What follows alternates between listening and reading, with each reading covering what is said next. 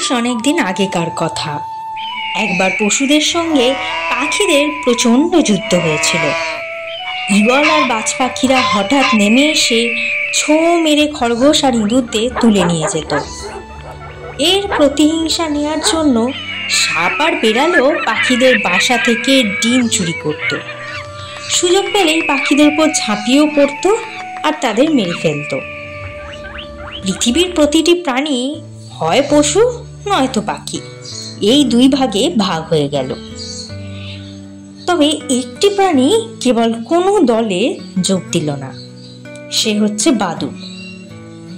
বাদুড় নিজের মনে মনে ভাবল, কারা বেশি শক্তিশালী আগে সেটা দেখে নিয়ে তারপর সুবিধা মতন দলে যোগদান করবে। বাদুড়ের সুবিধা হলো পশু আর পাখি দুরকম প্রাণীর চেহারার সঙ্গেই তার মিল রয়েছে।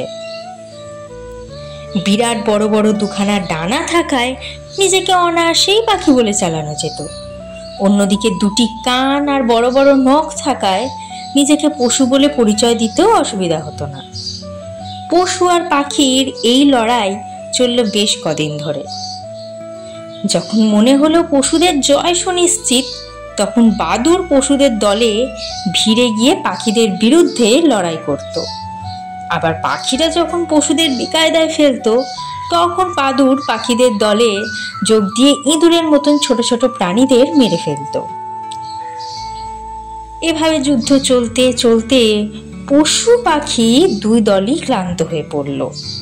তারা বুঝতে পারল কোনো পক্ষই পুরোপুরি জিততে পারবে না, মাঝখান থেকে দু দলেরই সর্বনাশটা হবে। তারা পৃথিবীর বুক থেকে নিশ্চিহ্ন হয়ে যাবে। অহেতুক প্রাণ দিয়ে লাভ নেই, তার চাইতে দুপক্ষ মিলেমিশে থাকাটাই ভালো।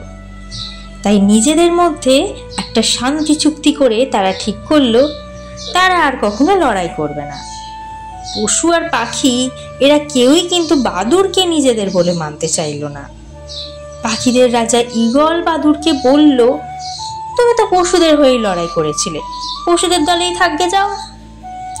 পশুরাজ সিংহ গর্জন করে উঠে বলল, ওহে, তোমাকে তো পাখিদের হয়ে যুদ্ধ করতে দেখেছি, এখন এদিকে ভিড়তে এসেছো কেন? যাও, পাখিদের সঙ্গেই বাস করো, গে যাও। তাই বাদুড় আজ পর্যন্ত জানে না সে পাখি না পশু। সে রাতের বেলায় ঘুরে বেড়ায়, পাখির মতো উড়ে বেড়ায় বটে, কিন্তু লজ্জায় দিনের বেলায় গাছের ডালে বসে না, গানও করে না। তাই কেউই বলতে পারে না বাদুড় আসলে কোন ধরনের প্রাণী।